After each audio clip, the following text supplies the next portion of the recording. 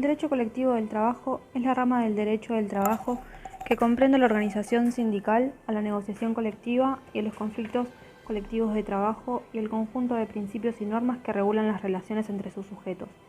Los sujetos son las asociaciones sindicales, los representantes de los empleadores y el Estado, que asume esencialmente el papel de control como autoridad administrativa. En nuestro país, el rol es asumido por el Ministerio de Trabajo.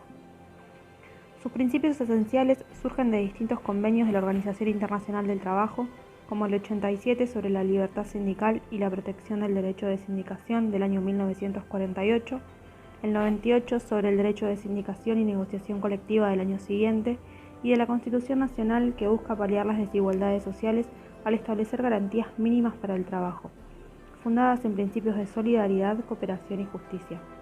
Como otros derechos consagrados en la Carta Magna, el derecho a constituir entidades gremiales, garantizado por el artículo 14 bis, no es absoluto. Está sujeto a la reglamentación de las leyes que a tal efecto se dicten. En este caso, la Ley 23.551 de asociaciones sindicales. Los principios varían dependiendo de los autores. Según la cátedra que estudiamos, el principio que rige es la igualdad, porque si bien no está manifiesta, tiene una esencia que se transforma en su manifestación. Este derecho colectivo pone al trabajador en igualdad con el empleador. El resto de los ítems los consideramos instrumentos o medios técnicos, pero también son principios para otros autores. La libertad y democracia sindical, la unicidad, la representatividad que distinguimos de la representación, la autonomía colectiva, la progresividad y la legalidad del daño desde el trabajador hacia el empleador. Les hablaré brevemente sobre asociaciones sindicales. Son agrupaciones permanentes de trabajadores que ejercen una actividad profesional o económica para la defensa y promoción de los intereses de los trabajadores y para lograr mejores condiciones de vida.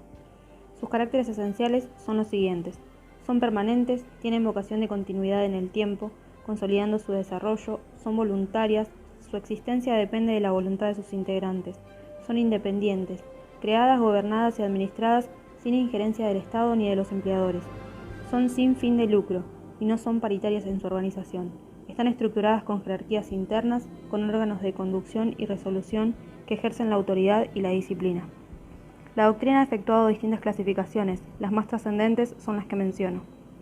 En función del grado, existen de primer grado las llamadas sindicatos o uniones, de segundo grado son los que reúnen asociaciones de primer grado y se denominan federaciones, y las de tercer grado son las que agrupan las de primer y segundo grado, por ejemplo la CGT. La clasificación que se basa en los trabajadores que agrupa son las horizontales, que agrupan trabajadores de un mismo oficio, arte o profesión, aunque se desempeñan en actividades distintas, las verticales, que reúnen a los trabajadores de su misma actividad, y los de empresa, que comprende únicamente al personal que presta servicios en una misma unidad productiva, sin importar las tareas o funciones que cumplan. Existen en el derecho comparado dos sistemas de modelos sindicales. El de unicidad sindical, en el que la ley impone o reconoce un solo sindicato por actividad, oficio o profesión, o si existen varios, uno solo tiene funciones sindicales, y el de pluralidad sindical, donde es posible constituir varias asociaciones por actividad. El sistema adoptado por nuestra legislación es el de unicidad promocionada o inducida. Solo se le otorga personería gremial a la organización sindical más representativa. De todas las asociaciones registradas, solo una ostenta la representación gremial de la actividad. Las otras asociaciones registradas carecen de personería gremial. Las asociaciones simplemente inscritas no tienen el ejercicio de los derechos gremiales y de las facultades de defensa de los derechos colectivos de los trabajadores. El artículo 21 de la Ley 23.551 establece los requisitos de la inscripción que deben tener: nombre, domicilio, patrimonio y antecedentes de su fundación, lista de afiliados y estatutos, entre otros. La inscripción confiere personería jurídica a la asociación sindical y los demás derechos enumerados en el artículo 23, que son, entre otros, peticionar y representar a solicitud de parte los intereses individuales de sus afiliados, representar los intereses colectivos, promover la formación de cooperativas y mutuales y el perfeccionamiento de la legislación laboral, previsional y de seguridad social. Las asociaciones simplemente inscritas se pueden convertir en asociaciones con personería gremial si logran constituirse en las más representativas de la actividad, oficio o profesión. La personería gremial es una calificación legal que el Ministerio de Trabajo concede a la asociación más representativa.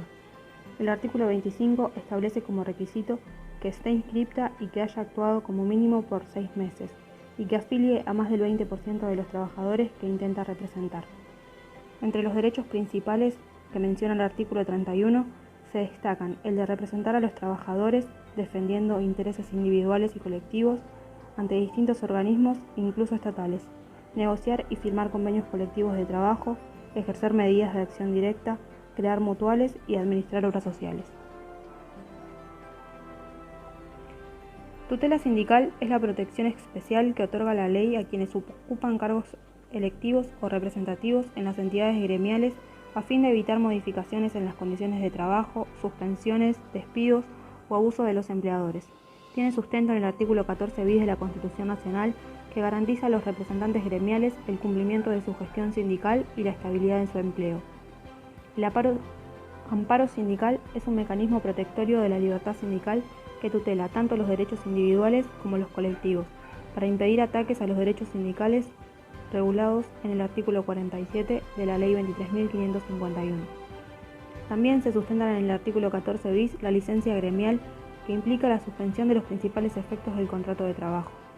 Los requisitos para gozar de la tutela sindical están en el artículo 49 y son el deber de ser elegido con las normas legales estatutarias y la designación comunicada por telegrama, carta documento o de forma escrita. En el fallo ATE contra el Ministerio de Trabajo, la Corte resolvió la inconstitucionalidad del artículo 41 inciso A de la Ley 23.551, que establece como requisito para ser designado como delegado estar afiliado a la asociación sindical con personería gremial y ser elegido en comicios organizados por ella. Para la Corte, el derecho de asociación sindical goza de la protección de normas constitucionales de derecho interno e internacional. En el fallo Rossi contra el Estado Nacional, la Corte se abocó a elucidar qué grado de tutela le corresponde a los delegados de entidades simplemente inscriptas, decidiendo la inconstitucionalidad del artículo 51, por considerar que, contrario al principio de libertad sindical, sostener que los gremios no tienen personería, no pueden actuar en el ámbito de la personería gremial de otro sindicato, y que solo gozan de protección quienes sean delegados de la entidad con personería gremial. La Corte pautó dos premisas básicas: el argumento que ya había plasmado en el fallo ATE y la necesaria protección a los delegados, sean de la entidad que sean, de la que deben estar munidos indefectiblemente, dado que de otro modo sería imposible garantizar el libre ejercicio de la actividad gremial sin temor a represalias. Como conclusión final, voy a brindar mi opinión personal. Considero que es de suma importancia la existencia del derecho colectivo del trabajo y la tutela sindical que la legislación interna e internacional otorgan al trabajador para proteger sus derechos. Probablemente nada en el ámbito laboral sería como lo conocemos sin la existencia de esta rama del derecho.